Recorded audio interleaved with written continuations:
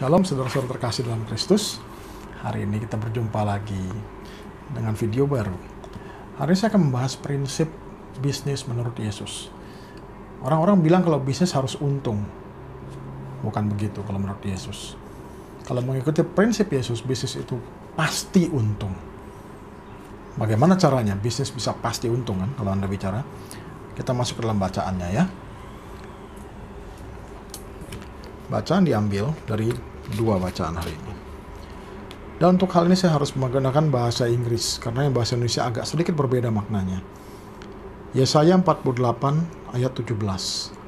Thus says the Lord, your Redeemer, the Holy One of Israel. I am the Lord your God, who teaches you to profit, who leads you by the way you should go. Menarik kalau di sini dipilih kata profit, yang artinya sebenarnya keuntungan secara finansial, bukan benefit yang berarti faidah. Profit, spesifik sekali. Dan akan memimpin Anda kemana Anda harus pergi. Jadi Tuhan mengarahkan Anda kemana Anda harus pergi. Dalam artian juga kemana kita harus berusaha, di mana kita harus berusaha, dan apa yang harus kita usahakan untuk mendapat keuntungan. Itu Yesaya 48 ayat 17. Tidak hanya di sini. Di perjanjian baru, kalau kita pergi ke 1 Korintus 12 ayat 7, but the manifestation of the Spirit is given to each one for the profit of all. Kuasa Roh Kudus diberikan kepada kita semua untuk keuntungan bersama. Jadi dalam usaha, dalam artian bisnis, ini berlaku tidak hanya Anda yang untung, tetapi juga orang-orang di sekitar Anda, termasuk konsumen Anda.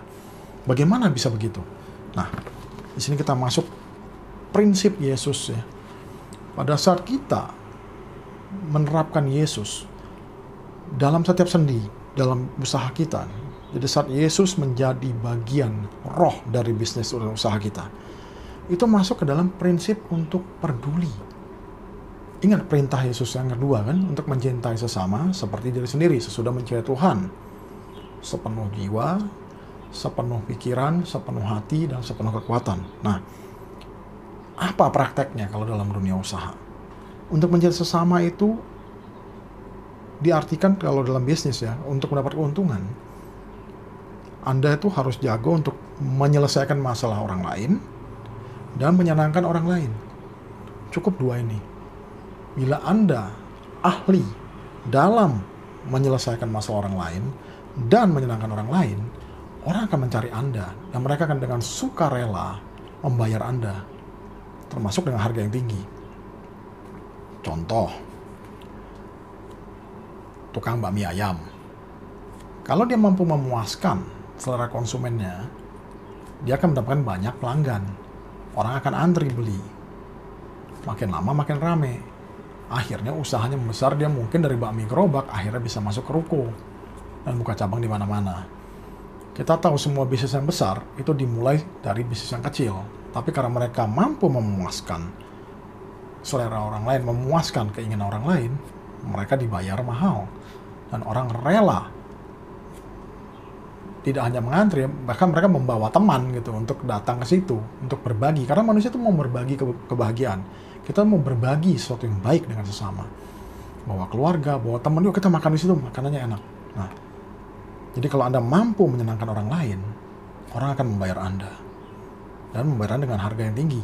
Dalam artian entah mereka bawa pelanggan-pelanggan lain, atau katakan Anda seorang dokter yang luar biasa, ahli, luar biasa jago kalau kita bilang. Pasien berani bayar mahal. Kita tahu beberapa dokter ahli bedah saraf dibayar sangat-sangat mahal.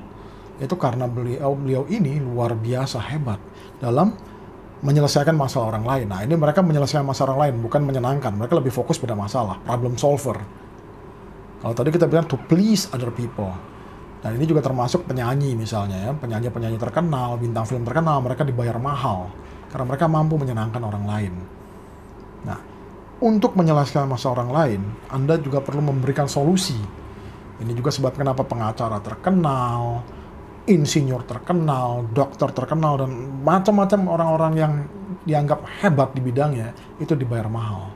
Nah, orang rela loh nunggu gitu istilahnya sampai berapa lama untuk mendapatkan servis mereka.